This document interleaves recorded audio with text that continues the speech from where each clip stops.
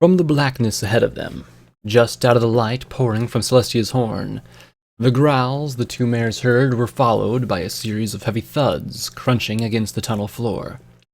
There was no mistaking that they were footsteps, nor of whom they belonged to. Celestia and Twilight looked up at the monstrosity as it came into view. Despite the princess being unfazed, the unicorn held her breath and shrank into herself. "Hey, Cerberus," Twilight mumbled, as cordially as she could. Long time no see?" The only response she received was more intense growling, tendrils of thick saliva dripping from the sides of his three mouths and splattering onto rocks at his feet. The massive dog's breath had a foul smell of decay behind it, causing Twilight to fight off retching right in front of him. It was a bit of a struggle, but she managed not to empty her stomach, fearing it could possibly offend the Guardian and invite his wrath. "I don't understand, Princess," she whispered to compose herself. "He knows me. Why is he acting like this?" Not taking her eyes off Cerberus, Celestia replied, "I heard about when he got loose and you escorted him back here. For that I have no doubt he was grateful. But now we're intruders. No pony would normally actively seek this place out, and I know you know why he's here." "Yes. He guards the gates of Tartarus and makes sure nothing gets in nor out. And that's precisely why we are here." The princess took a step forward and addressed the large three-headed dog. "It seems you, and this foul place's ruler, have been having some difficulty keeping the spirit of a certain pink pony in check, Cerberus. While an embarrassing predicament, I intend to find out why, and I also intend to find a proper way to stop her. You know the answers are behind this door. Let us in." The large canine remained in place, and growled loudly at the princess's request. He slowly began to sway his shoulders back and forth, threateningly, as if telling the mares that he was intent on striking if they didn't leave the place. Undaunted, Celestia squinted angrily and scratched at the ground. "You know what I'm capable of, Cerberus. Don't make this difficult." The hellhound snorted and snarled back at the princess. Their growls subsided slightly, but still rumbled in the back of their throats. The middle head suddenly snapped in Celestia's direction, spraying a few strings of drool into the air. Twilight jumped back as one of the blobs narrowly missed her.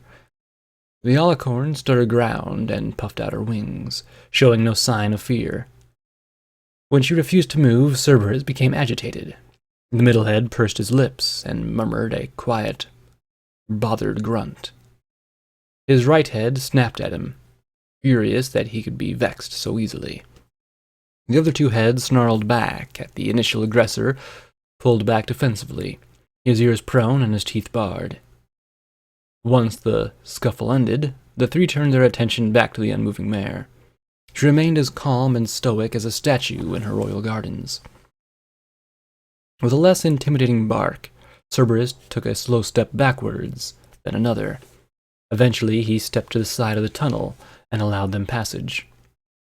Celestia cautiously folded in her wings, keeping a watchful eye on the beast. He sat down and briefly licked his right forelimb with his right head, fighting off a sudden itch. The other two were reflexively relaxed by now as well. Their growling and bravado was no longer a concern for the two mares. Still, their eyes never left the passing ponies and readied themselves for any possible altercation. "Come, Twilight. Just a few more feet down now.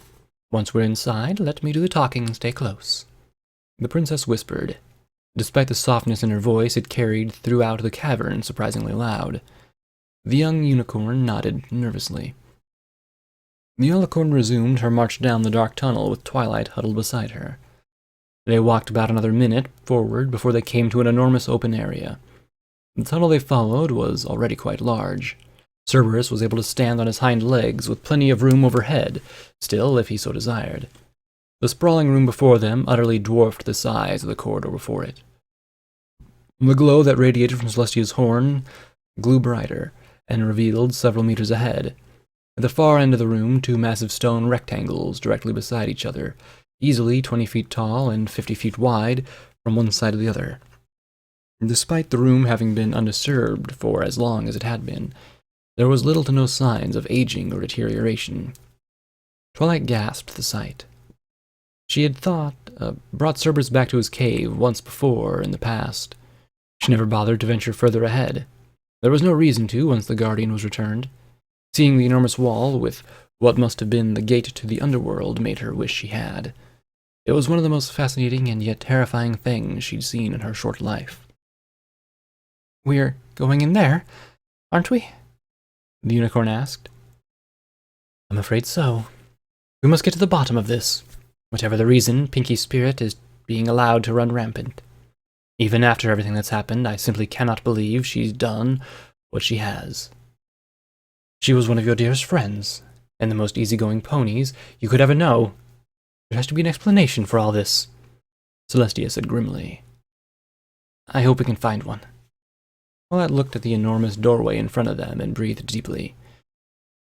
Her sudden nervousness twisted her stomach in knots. So, how do we get inside?" "Leave that to me." Celestia took 2 steps forward, a look of deceptive determination in her eyes. She would never admit it, but she, too, was feeling uneasy about entering such a place again. Twilight's ears stood at attention as she blinked hard. "You know how to open the door?" "How? Why would you know something like that?" "Once we're done here with this place, I will explain everything. Though I don't like to talk about it. Too many memories I wish I could forget." Celestia whispered as she hung her head. After a moment of quiet reminiscence, she returned her focus to the stone doors. She cleared her throat and breathed deeply. The princess began to speak in a dialect not heard for 1,000 years. As she did, the glow from her horn intensified. At the end of the incantation, several ancient, unintelligible symbols and hieroglyphics appeared across the doors, glowing shades of fiery orange and red. The colors almost appearing to be alive, pulsing and shifting about. A low hum filled their ears, and the world around them began to shake slightly.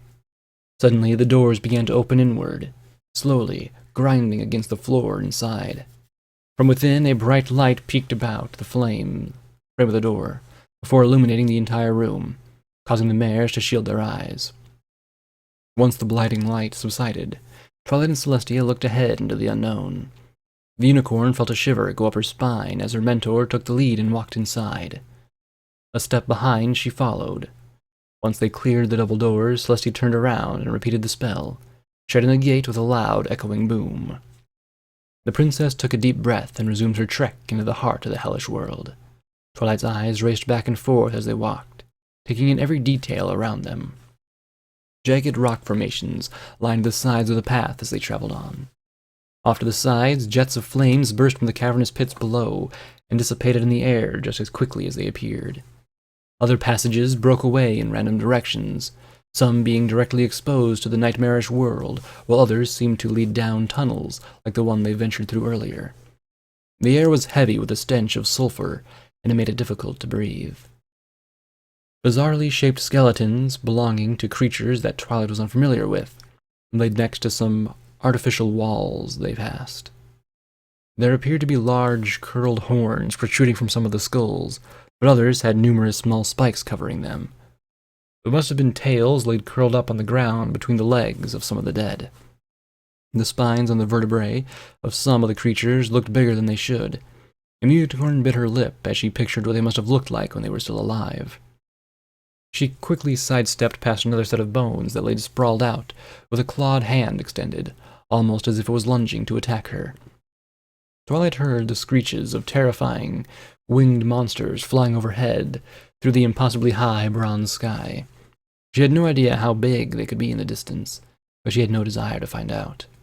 The fact that they were there in a perfect position to snatch her away without warning was enough to make her want to duck behind a rock and never come out. That is, until she heard the chattering of an indecipherable language being spoken by who knows what coming from the shadows. She swung her head in his direction and saw small silhouettes complemented by tiny yellow eyes, ducking into the darkness upon being spotted. Twilight wanted to scream. She wanted to run back to the gate and smash it open, leave this forsaken place, and simply figure out a way to never sleep again. But she couldn't. She needed to have faith in Celestia. She hadn't flinched even once at the horrors around them or said anything since they had entered. The princess could handle any threat that tried anything, even in this place, right? She was able to make Cerberus, the fierce guardian of the Gate of Tartarus, back down with some strong words. Even so, they were in Tartarus.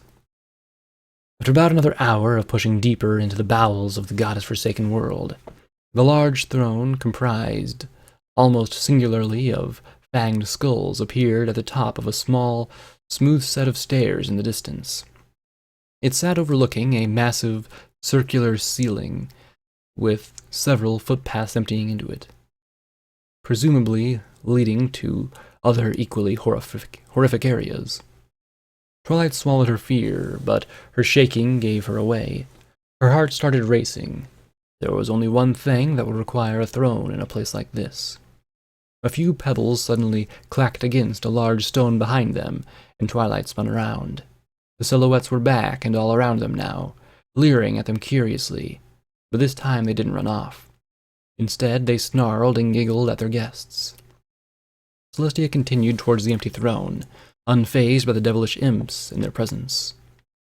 With only 20 feet separating the two mares from the sickening chair, their little visitors suddenly darted away in a panic state, shrieking and chirping loudly. The sky lost its hue and became noticeably darker. Unsure of what to think, Twilight gasped and curled up against Celestia's leg. The princess kept her eyes forward, as she had the entire time. Out of seemingly nowhere, trails of living fire appeared from the left, right, and above, and spun into a ball in front of the throne. A form was taking shape.